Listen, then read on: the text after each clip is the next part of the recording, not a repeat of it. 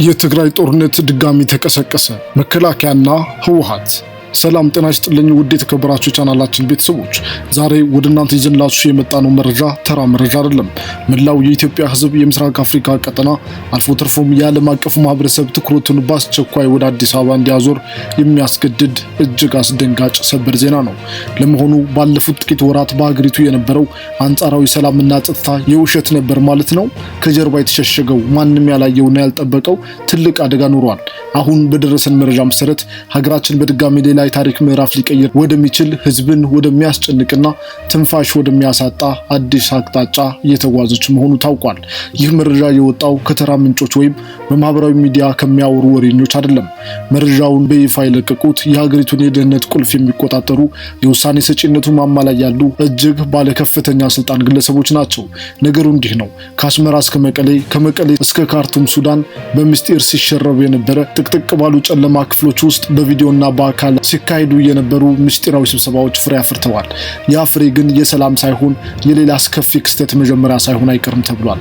በዚህ ሰዓት መላው የዓለም መገናኛ ብዙሃን ስለዚህ ጉዳይ ማውራት ጀምረዋል። ጉዳዩ ምንድን ነው? እነማን ናቸው ይህንን መርዶ መሰል መረጃ ለዓለም ያሳወቁት? ሀገሪቱስ ወደ ምን አይነት አዙሪት ልትገባ ትችላለች? ውድ ተመልካቾቻችን፣ ይህንን እጅግ አንገብጋቢ ጉዳይ እንዲሁም ከጀርባው ያሉትን ምስጢሮች አንድ ባንድ እየፈተሽን ማንም ያላየውን ድንቅ ሴራ ወደ እናንተ እናደርሳለን። ይህንን መረጃም እስከ መጨረሻው ድረስ እንድትከታተሉ እንጋብዛለን። ሰብስክራይብ ያላደረጋችሁ አሁኑኑ ሰብስክራይብ በማድረግ የደወል ምልክቷን በመጫን ቤተሰብ ሁኑ። የዛሬው መረጃ ቀላል ጉዳይ ሳይሆን እያንዳንዱ ኢትዮጵያዊ ህይወት ውስጥ የሚገባ ቀጥተኛ ተጽዕኖ ያለው ጉዳይ ነው። ጉዳዩ በቀጥታ ከሀገር ህልውና ጋርና ከሰላም ጋር የተያያዘ ነው። ዓለም አቀፉ ታዋቂው የዜና አውታር አልጀዚራ ላይ በጋራ ባስነበቡት እጅግ ያልተጠበቀና አስደንጋጭ ጽሑፍ የኢትዮጵያ የብሔራዊ መረጃና ደህንነት አገልግሎት ዳይሬክተር ጄኔራል አምባሳደር ሬድዋን ሁሴንና የጠቅላይ ሚኒስትሩ የምስራቅ አፍሪካ ጉዳዮች አማካሪ አቶ ጌታቸው ረዳ ለዓለም አቀፉ ማህበረሰብ ይፋዊ ማስጠንቀቂያ ሰጥተዋል። ማስጠንቀቂያው ምን ይላል? ህወሓት በቀናት ውስጥ በፌዴራል መንግስቱ ላይ ጥቃት ለመሰንዘር ወስኗል። ጦርነቱ ሊከፈት ጥቂት ቀናቶች ብቻ ቀርተውታል። ተመልካቾች ሆይ በጥንቃቄ አስተውሉ። ይህንን የተናገሩት የሀገሪቱ የደህንነት ዋና መሪ የሆኑት አምባሳደር ሬድዋን ሁሴንና በቅርቡ የትግራይ ጊዜያዊ አስተዳደር መሪ የነበሩትና አሁን ደግሞ የጠቅላይ ሚኒስትር ምስራቅ አፍሪካ ጉዳዮች አማካሪ የሆኑት አቶ ጌታቸው ረዳ ናቸው። አሁን ጥያቄው ህወሓት ከፌዴራል መንግስቱ ጋር የፕሪቶሪያውን የሰላም ስምምነት ተፈራርሞ ሀገሪቱ ወደ ሰላም እየተመለሰች ባለችበት በዚህ ወቅት እንዴት በቀናት ውስጥ አዲስ ጦርነት ለመክፈት ሊወስን ቻለ? ይህ ውሳኔ ከየት የመጣ ነው? ከጀርባው ያሉት ተዋናዮች እነማን ናቸው? አምባሳደር ሬድዋን ሁሴንና አቶ ጌታቸው ረዳ በጋራ በጻፉት በዚህ ጽሑፍ ላይ አንድ እጅግ አዲስና አስገራሚ ቃል ተጠቅመዋል። ቃሉም ጽምዶ ይላል። ጽምዶ ምንድን ነው? እንደ ባለስልጣናቱ ገለጻ ጽምዶ ማለት ኢትዮጵያን በድጋሚ ወደማያልቅ የጦርነት አዙሪትና የእርስ በርስ እልቂት ለመጎተት ሆን ብሎ በቅንጅት የተፈጠሩ የኃይሎች ስብስብ ወይም ጥምረት ነው።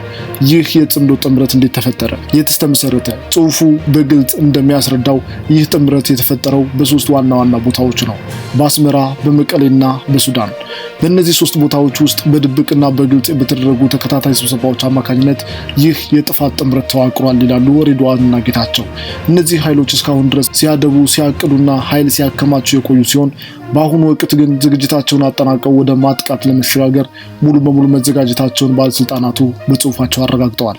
ይህ መረጃ እጅግ አስገራሚ የሚያደርገው በአንድ ወቅት የትግራይ ከፍተኛ አመራር የነበሩት አቶ ጌታቸው ረዳ ዛሬ በጥምረት ህወሓትን አክራሪና ርዝራዝ ቡድን ብለው መጥራታቸውና ቡድኑ ከአስመራ ከኤርትራ መንግስት ጋር በቀጥታ በመገናኘት የፌዴራል መንግስቱን ለመጣል ወይም ጥቃት ለመሰንዘር መወሰኑን በጋራ መመስከራቸው ነው። ይህ የፖለቲካ አስተላለፍ ለውጥ በራሱ ትልቅ ትንተና የሚሻ ጉዳይ ነው። ይህ ጽሁፍ ይበልጥ ስጋትን የሚጭረው የህወሓትን አሁን ያለበትን ወታደራዊ ቁመና ስለሚገልጽ ነው። እንደ ሬድዋንና ጌታቸው ገለጻ የትግራይ ህዝብ ከአሁን በኋላ ጦርነት እንደማይፈልግ የህወሓትንና የጦርነት አጀንዳውን በግልጽ ውድቅ ማድረጉን በተደጋጋሚ ቢያሳይም በህወሓት ውስጥ ያሉ ጥቅመኞች የጦርነት አራማጆች ግን ይህንን የግጭት መቀስቀስ አባዜ ሊተውት አልቻሉም። ነገሩ ግን በዚህ ብቻ አይበቃም። ህወሓት ይህንን አዳዲስ ጥቃት ለመሰንዘር የሚያስችለውን አቅም ከየት አገኘ ለሚለው ጥያቄ ጽሑፍ አስገራሚ ምላሽ ይሰጣል።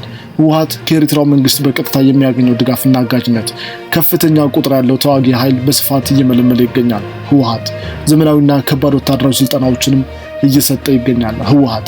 እንዲሁም በከፍተኛ ሁኔታ ማስታጠቅን ቀጥሏል። ያለፈው የሰሜኑ ጦርነት ሀገሪቱን ምን ያህል እንዳደማት፣ ስንት ሺህ ወጣቶች እንደረገፉ፣ ኢኮኖሚው ምን ያህል እንደደቀቀ ሁላችንም የምናውቀው ሀቅ ነው።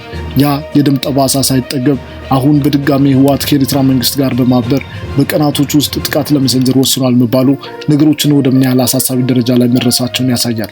የፌዴራል መንግስቱ ይህንን መረጃ አስቀድሞ ካወቀ ምን አይነት የመከላከል ስትራቴጂ አዘጋጅቷል? የፌዴራል መከላከያ ሰራዊትስ ምን አይነት ትዕዛዝ ተሰጥቶታል?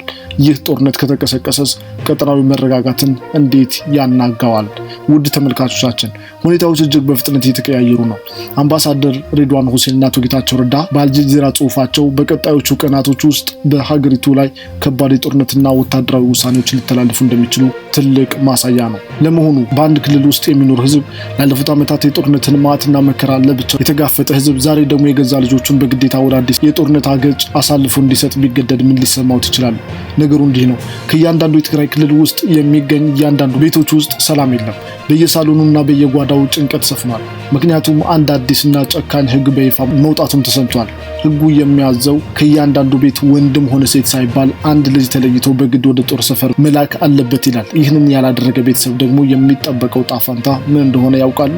ይህንን ምስጢር፣ ይህንን በህዝቡ ላይ የተጫነ ከባድ ቀንበርና ከጀርባው ያለውን እውነታ በርካታ የትግራይ ተወላጆችና ኢትዮጵያውያን በከፍተኛ ቁጭት መናገር ጀምረዋል። ህወሓት የትግራይን ወጣት ተስፋ እያጨለመ መሆኑንና ህዝቡ ጦርነትን እምቢ ሊል እንደሚገባም እየተጣራ ነው። ለመሆኑ ይሄ 50 ሺህ ብርና ከዛ በላይ የብር ቅጣት አዋጁ ምንድን ነው? የትግራይ ህዝብ በትክክል ለህወሓት ሲል ምን ያህል ተጎዳ? ወጣቱ ዕጣ ፈንታው ምን ሊሆን? የደረሱን መረጃዎች እንደሚያመላክቱት ህወሓት በትግራይ ክልል ውስጥ አዲስ ወታደራዊ ህግ አውጥቷል። ይህ ህግ በቀጥታ እያንዳንዱን የትግራይ ቤተሰብ የሚነካ ነው። የህጉ ይዘት በሁለት ዋና ዋና ነጥቦች ላይ ያተኩራል። አስገዳጅ የልጅ መልመላ፣ ከእያንዳንዱ የትግራይ ቤት ውስጥ ሴትም ሆነ ወንድ ሳይለይ ቢያንስ አንድ ልጅ ተመርጦ ወደ ጦር ሜዳ ስልጠና ካምፕ በግድ መላክ አለበት። አንድ ልጅ ወደ ካምፕ ለመላክ ፈቃደኛ ያልሆነ ወይም ልጁን የደበቀ ቤተሰብ ከ50 ሺህ ብር ጀምሮ የገንዘብ ቅጣት እንደሚጣልበትም ታውቋል። ይህንን መረጃ የሚያወጡት አካላት እንደሚያስረዱት ይህ ህግ የወጣው በአሁኑ ሰዓት ህወሓት ለጀመረው ሰፊ ወታደራዊ ዝግጅት የሚሆን የሰው ኃይል እጥረት ስለገጠመው የትግራይ ወጣቶች በራሳቸው ፈቃድ ወደ ጦርነት ለመግባት ፈቃደኛ ስላልሆኑ ነው። በመሆኑም ህዝቡን በኃይልና በገንዘብ ቅጣት በማስፈራራት ልጆቹን ለመንጠቅ እየተንቀሳቀሰም ይገኛል። እዚህ ጋር ነው ትልቁ ጥያቄ የሚነሳው። የትግራይ ህዝብ ባለፉት ጥቂት ዓመታት በነበረው የሰሜኑ ጦርነት ምክንያት ያጣውን ክቡር የሰው ህይወትና የፈረሰውን ንብረት ገና ሳይጠግን ዛሬ በድጋሚ ለህወሓት ሲል እንዲህ አይነት መከራ ውስጥ መግባቱ ተገቢ ነው? በአሁኑ ሰዓት በርካታ ትውልድ ትግራዋይ የትግራይ ተወላጆችና ሌሎችም ኢትዮጵያውያን ማህበራዊ ሚዲያዎችን ጨምሮ በተለያዩ መድረኮች ድምጻቸውን በከፍተኛ ቁጭት እያሰሙ ይገኛሉ። የእነሱ መከራከሪያ ሀሳብ እጅግ ግልጽና የሚሰማ ነው። የትግራይ ህዝብ ላለፉት ዓመታት ለህወሓቶች መሪዎች ስልጣንና ጥቅም ሲል ብቻውን እጅግ ከፍተኛ ዋጋ ከፍሏል። እናቶች ማቅ ለብሰዋል። ህፃናት ያለ ወላጅ ቀርተዋል። ወጣቶች አካላቸውን አጥተዋል። ያ ሁሉ ጉዳት ደርሶ ሳለ ዛሬ ደግሞ የቀሩትን ህፃናትና ወጣቶች ወደ ካምፕ ማጋዝ የትግራይን ወጣት ተስፋ ሙሉ በሙሉ ማጨለም ነው። የፖለቲካ ተንታኞች እንደሚሉት ህወሓት ለራሱ ህልውናና ለአመራሮቹ የፖለቲካ ቁማር ሲል ብቻ አዲስ ትውልድን ወደ እሳት እየማገደ ይገኛል። የትግራይ ወጣቶች የመማር የመስራት ራሳቸውንና ቤተሰቦቻቸውን የመቀየር ሰብአዊ መብት አላቸው። ነገር ግን ይህ አዲስ አዋጅ ወጣቱን ከትምህርት ገበታና ከስራ ቦታ አውጥቶ በግድ የጦር መሳሪያ እንዲያነግብ የሚያስገድድ በመሆኑ የትውልዱን መጻኢ ዕድል ያጨለመ ክስተት ሆኗል። ነገር ግን የዛሬው የትግራይ ህዝብ እንደ ትናንቱ አይደለም። አሁን ነገሮች እየተቀየሩ ነው። በትግራይ ክልል ውስጥም ሆነ በውጭ ሀገር የሚኖሩ ትግራዋይ ተወላጆች ይህ ድርጊት በአስቸኳይ ሊቆም ይገባል እያሉ ነው። ባርነት ሊያበቃ ይገባል የሚሉ ድምጾች ከቀን ወደ ቀን እየጎሉ መጥተዋል። የትግራይ እናቶች ከእንግዲህ የምንሰጠው ልጅ የለንም፣ የ50 ሺህ ብር ቅጣት ቢጣልብንም እንኳን ልጆቻችንን ለሞት አሳልፈን አንሰጥም በማለት በድብቅና በግልጽ ማጉረምረም መጀመራቸው የውስጥ መረጃዎች ያመላክታሉ። ወጣቱም ቢሆን ህወሓት የራሱ የፖለቲካ ዕድሜ ለማራዘም ሲል የትግራይን ህዝብ እንደመያዣ እየተጠቀመበት መሆኑን በሚገባ መረዳት መጀመሩ ይነገራል።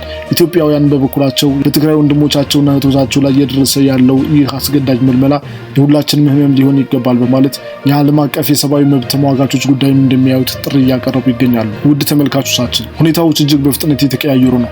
የአምባሳደር ሬድዋን ሁሴንና የአቶ ጌታቸው ረዳ የአልጀዚራ ጽሁፍ በቀጣዮቹ ቀናቶች በሀገራችን ላይ ከባድ የፖለቲካና ወታደራዊ ውሳኔዎች ሊተላለፉ እንደሚችሉ ትልቅ ማሳያ ነው። እኛም ጉዳዩን በቅርበት እየተከታተልን አዳዲስ መረጃዎች ሲወጡ ወዲያውኑ ይዘንላችሁ የምንመለስ ይሆናል።